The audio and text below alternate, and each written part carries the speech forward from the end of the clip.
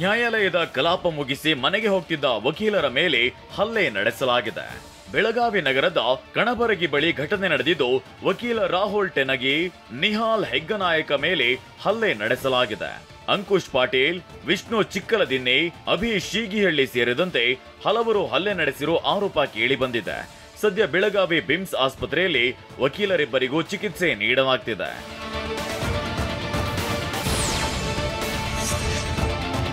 ಗಾಂಜಾ ಮಾರಾಟ ಮಾಡ್ತಿದ್ದ ಆರೋಪಿಗಳನ್ನ ಬೆಂಗಳೂರಿನ ಬಂಡೆಪಾಳ್ಯ ಪೊಲೀಸರು ಬಂಧಿಸಿದ್ದಾರೆ. ತ್ರಿಪುರಾ ಮೂಲದ ದೀಪಿಯಾನ್ ದೇಬರಾಮ್, ಅಬೇಲ್ ದೇಬರಾಮ್ ಬಂಧಿತ ಆರೋಪಿಗಳಾಗಿದ್ದಾರೆ. ಸೋಮಸುಂದರಪಾಳ್ಯದ ಕರೆ ಬಳಿ ಡ್ರಗ್ಸ್ ಮಾರಾಟ ಮಾಡ್ತಿದ್ದ ಬಗ್ಗೆ ಖಚಿತ ಮಾಹಿತಿ ಮೇರೆಗೆ ದಾಳಿ ನಡೆಸಿ 6 ಲಕ್ಷ ಮೌಲ್ಯದ 11 ಕೆಜಿ 500 ಗ್ರಾಂ ಗಾಂಜಾ ವಶಕ್ಕೆ ಪಡೆಯಲಾಗಿದೆ. ದೆಹಲಿ ಪ್ರವಾಸ ಕೈಗೊಂಡಿರುವ ಸಿಎಂ ಸಿದ್ದರಾಮಯ್ಯ ರಾಹುಲ್ ಜತೆ 30 ನಿಮಿಷ ಚರ್ಚೆ ನಡೆಸಿ ಕುತೂಹಲ ಮೂಡಿಸಿದ್ದಾರೆ. ಅದರಲ್ಲೂ ಕೆಪಿಸಿಸಿ ಅಧ್ಯಕ್ಷ ಸ್ಥಾನದ ಬಗ್ಗೆಯೂ ಹೈ ಲೆವೆಲ್ ಚರ್ಚೆ ನಡೆದಿದೆ ಅಂತ ಹೇಳಲಾಗ್ತಿದೆ. ಈ ಎಲ್ಲಾ ಸುದ್ದಿಯನ್ನ ನೋಡೋಣ ಸಮಗ್ರ ನ್ಯೂಸ್ ಟಾಪ್ 9 ನಲ್ಲಿ. ಸಿಎಂ ಸಿದ್ದರಾಮಯ್ಯ ದೆಹಲಿ ಭೇಟಿ ರಾಜ್ಯ ಕಾಂಗ್ರೆಸ್ನಲ್ಲಿ ಭಾರೀ ಸಂಚಲನ ಎಬ್ಬಿಸಿದೆ. 3 ದಿನಗಳ ದೆಹಲಿ ಪ್ರವಾಸದಲ್ಲಿರುವ ಸಿಎಂ ಸಿದ್ದರಾಮಯ್ಯ ನಿನ್ನೆ ರಾಹುಲ್ ಗಾಂಧಿ, ಮಲ್ಲಿಕಾರ್ಜುನ್ ಖರ್ಗೆ, ಕೆಸಿ ವೇಣುಗೋಪಾಲ್ ಭೇಟಿಯಾಗಿ ಹಲವು ವಿಚಾರಗಳನ್ನ ಚರ್ಚಿಸಿದ್ದಾರೆ. ಮೊದಲು ಸೋನಿಯಾ ಗಾಂಧಿ ನಿವಾಸದಲ್ಲಿ ರಾಹುಲ್ ಗಾಂಧಿ ಅವರನ್ನ ಭೇಟಿಯಾದ್ರು. 30 ನಿಮಿಷಗಳ ಕಾಲ ಮಾತುಕತೆ ನಡೆಸಿದ್ದಾರೆ. ರಾಜ್ಯದಲ್ಲಿ ಹಲ್ಚಲ್ ಎಬ್ಬಿಸಿರುವ ಹನಿ ಟ್ರ್ಯಾಪ್ ವಿಚಾರವಾಗಿಯೂ ರಾಹುಲ್ ಸಿದ್ದರಾಮಯ್ಯ ನಡುವೆ ಚರ್ಚೆ ನಡೆದಿದೆ ಎನ್ನಲಾಗಿದೆ.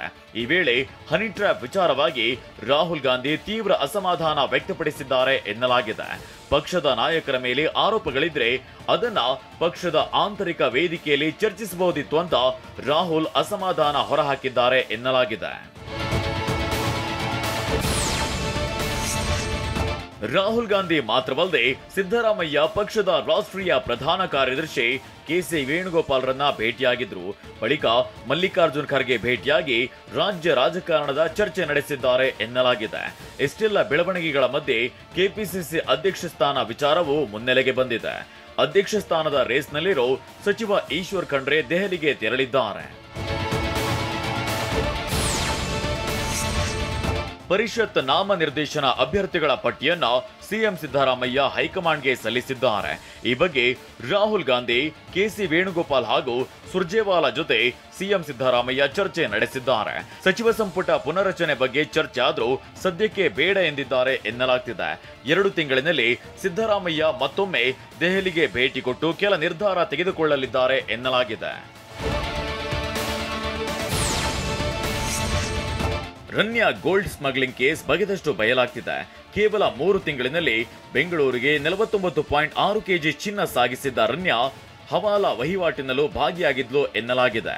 A3 ಆರೋಪಿ ಸಾಹಿಲ್ ಜೈನ್ ವಿಚಾರಣೆ ವೇಳೆ ಈ ಮಾಹಿತಿ ಬಹಿರಂಗವಾಗಿದೆ. ನವೆಂಬರ್ನಿಂದಲೇ ಬರೋಬ್ಬರಿ 49.6 ಕೆಜಿ ಚಿನ್ನವನ್ನ ರನ್ಯಾ ಸಾಗಿಸಿದ್ದಾಳೆ.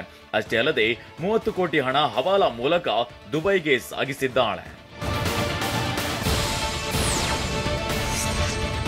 ಮನೆಯಲ್ಲಿ ಯಾರು ಇಲ್ಲದ ವೇಳೆ ಬೀಗ ಮುರಿದು ಮನೆಗಳ್ಳತನ ಮಾಡಲಾಗಿದೆ. ಕೋಲಾರ ಜಿಲ್ಲೆ ಮುಳಬಾಗಿಲು ನಗರದ ಮಂಜುನಾಥ ಕಾಲೋನಿಯಲ್ಲಿ ಘಟನೆ ನಡೆದಿದ್ದು, ಶಿಕ್ಷಕ ದಂಪತಿ ಸೋಮಶೇಖರ್ ಎಂಬುವರ ಮನೆಯಲ್ಲಿ ಕಳ್ಳತನವಾಗಿದೆ. 3 ಲಕ್ಷ ನಗದು ಹಾಗೂ 650 ಗ್ರಾಂ ಚಿನ್ನ ಹಾಗೂ 1.5 ಕೆಜಿ ಬೆಳ್ಳಿ ದೋಚಲಾಗಿದೆ. ಮುಳಬಾಗಿಲು ನಗರ ಪೊಲೀಸ್ ಠಾಣೆಯಲ್ಲಿ ಪ್ರಕರಣ ದಾಖಲಾಗಿದೆ. ಬೈಕ್ ಓಡಿಸುತ್ತಾ ಮೊಬೈಲ್ನಲ್ಲಿ ಐಪಿಎಲ್ ಮ್ಯಾಚ್ ನೋಡ್ತಿದ್ದ ಚಾಲಕನಿಗೆ ದಂಡ ವಿಧಿಸಲಾಗಿದೆ.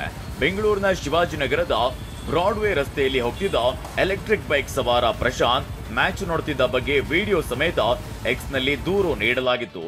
ವಿಡಿಯೋ ಆಧಾರದಲ್ಲಿ ಚಾಲಕ ಪ್ರಶಾಂತ್ ಕರೆಸಿ 1,500 ರೂಪಾಯಿ ದಂಡ ಹಾಕಲಾಗಿದೆ. ಎಲ್ಲಂ ಅವನ್ ಸೇಲಾಯ್ ಚಿತ್ರದ ಮೂಲಕ ನಟ ರಾಧಾಕೃಷ್ಣನ್ ಅಭಿಮಾನಿಗಳ ಹೃದಯದಲ್ಲಿ ಸ್ಥಾನ ಪಡೆದಿದ್ದಾರೆ.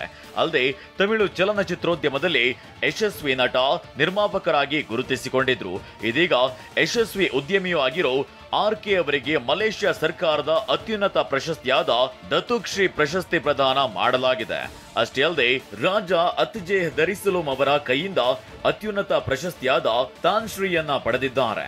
ಇದು ಬ್ರಿಟಿಷ್ ಸರ್ಕಾರ ನೀಡುವ ಸರ್ ಬಿರುದಿಗೆ ಸಮಾನವಾಗಿದೆ.